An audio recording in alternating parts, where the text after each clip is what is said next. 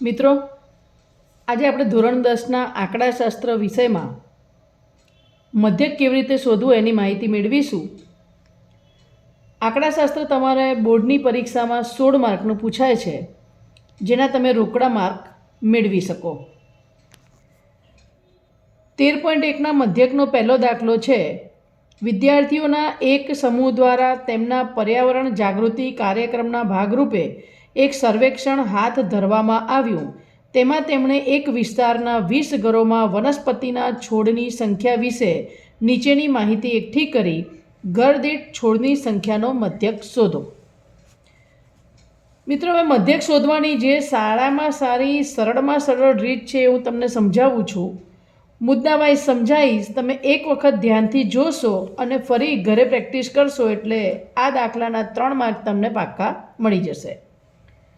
હવે રકમની અંદર તમને વર્ગ અને આવૃત્તિ આપેલા હશે. સૌથી પહેલું સ્ટેપ તમારું શું છે? તો તમારે 5 ખાના પાડવાના છે.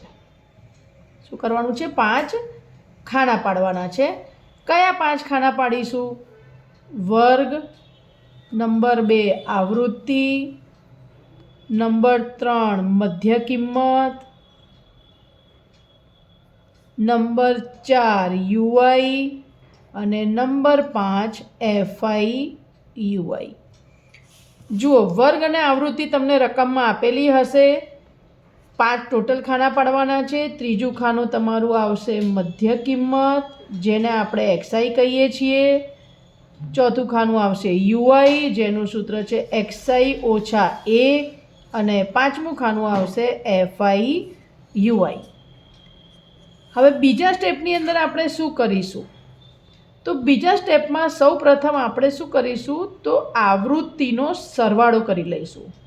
આવૃત્તિનો સરવાળો કરી લઈશું, જે તમારો એન બનશે. જે તમારો એન બનશે. આવૃત્તિનો સરવાળો કરી લઈએ.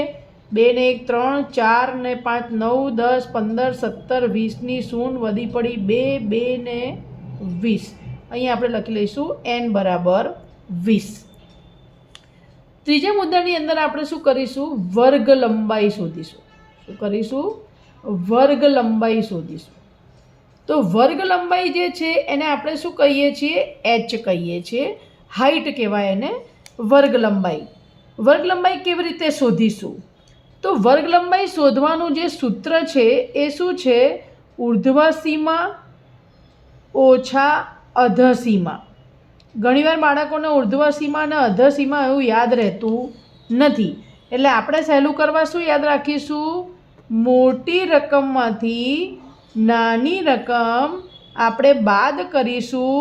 કોની મોટી રકમ? તો તમારો જે વર્ગ આપેલ છે એની મોટી રકમમાંથી નાની રકમ આપણે બાદ કરીશું. અહીં પ્રથમ વર્ગમાં જુઓ, મોટી રકમ 2 છે, નાની રકમ 0 છે, તો મારી વર્ગ લંબાઈ મને કેટલી મળી ગઈ છે? 2 મળી ગઈ છે. મારું ચોથું સ્ટેપ છે, મારે શું શોધવાનું છે? મધ્ય કિંમત શોધવાની છે. હવે મધ્ય કિંમત આપણે કયા વર્ગની શોધીશું? હંમેશા પ્રથમ વર્ગની મધ્ય કિંમત આપણે શોધીશું. મધ્ય કિંમતનું સૂત્ર શું છે? તો મધ્ય કિંમત બરાબર અધઃ સીમા વત્તા ઉર્ધ્વ સીમા ભાગ્યા 2. મતલબ શું થયું? અહીંયા પણ અધઃ એટલે નીચેની, તો નાની રકમ વત્તા મોટી રકમ ભાગ્યા 2. અહીંયા જે મોટી રકમમાંથી નાની રકમ બાદ કરી હતી એવો અહીંયા સરવાળો કરવાનો છે અને 2 વડે ભાગી નાખવાનું છે. 0 વત્તા 2 છેદમાં 2, તો 2 છેદમાં 2 કટ થઈને કેટલું આવી ગયું? 1. આ 4 મુદ્દામાં તમને સમજણ પડી ગઈ? હવે પહેલા વર્ગની મધ્ય કિંમત મને મળી ગઈ છે 1. હવે પાંચમો મુદ્દો શું છે મારો? તો કે પાંચમા મુદ્દાની અંદર મારે શું કરવાનું છે? તો કે પ્રથમ વર્ગની મધ્ય કિંમતમાં વર્ગ લંબાઈ ઉમેરતા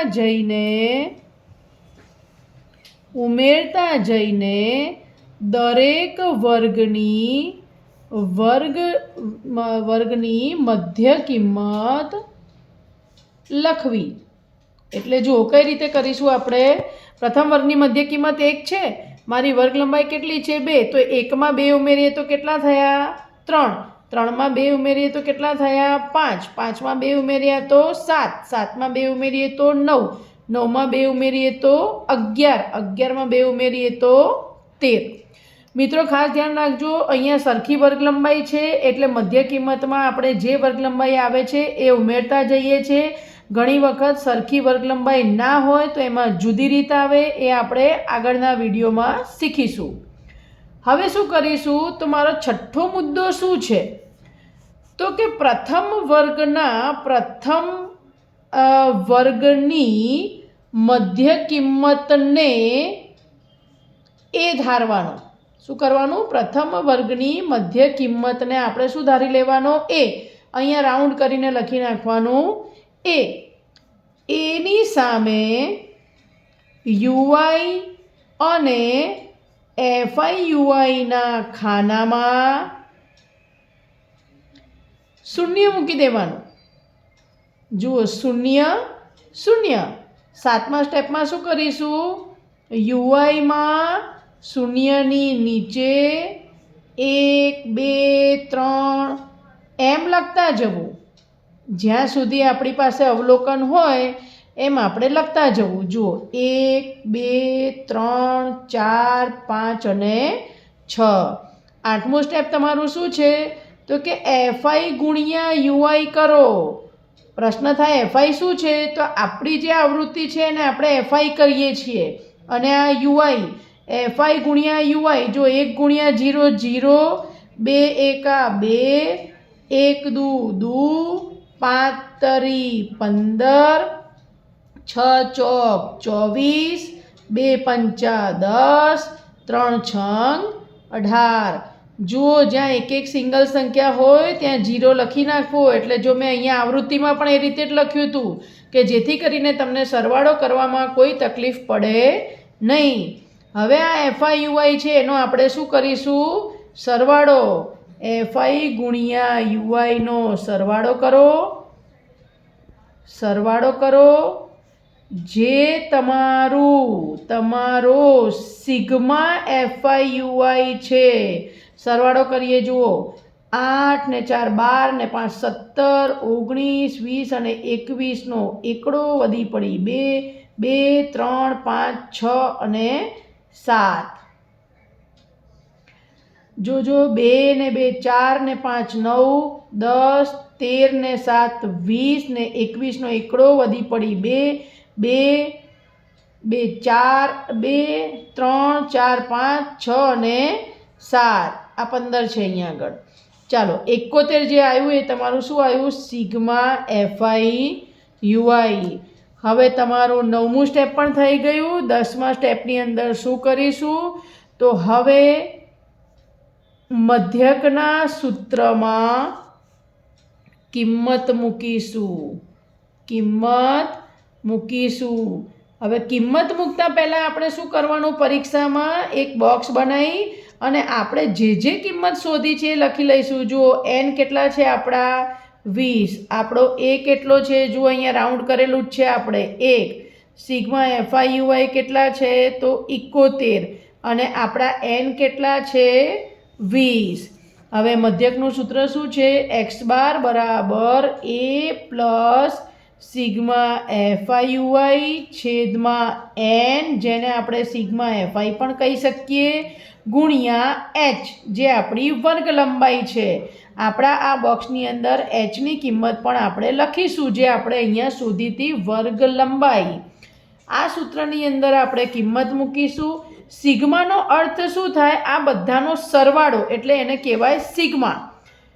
હવે કિંમત મૂકીએ તો એની નીચે એની કિંમત લખીશું, વત્તા સિગ્મા એફઆઈ યુઆઈ મારા કેટલા આવ્યા છે 71, એન એટલે કે સિગ્મા એફઆઈ મારા કેટલા છે 20, અને મારી વર્ગ લંબાઈ h કેટલી છે, તો મારી વર્ગ લંબાઈ h છે 2.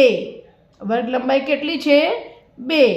ચાલો હવે સાદુરૂપ આપવા માટે આપણે શું કરીશું, હંમેશા મિત્રો ધ્યાન રાખજો, આ એને આની જોડે ભેગું લેવાનું નથી. એ તમારો 1 કિલોમીટર દૂર જ હોવો જોઈએ, એને ભેગો કરવાનો નથી. આટલી જ વસ્તુનું પહેલાં સાદુરૂપ આપવાનું છે. આની જોડે ગુણ્યા અને પછી ભાગ્યા. જો સીધા છેદ ઉડતા હોય તો આપણે ઉડાડી દેવાના છે. અહીંયા છેદ ઉડે છે. 2 એકા 2, 2 દાન 20. એટલે શું થઈ ગયું? 1 + 71/10 બરાબર 1 + 7.1. નીચે 10 છે એટલે 1 દશાંશ કપાઈ જાય તો મારો જવાબ કેટલો આવી ગયો? 8.1.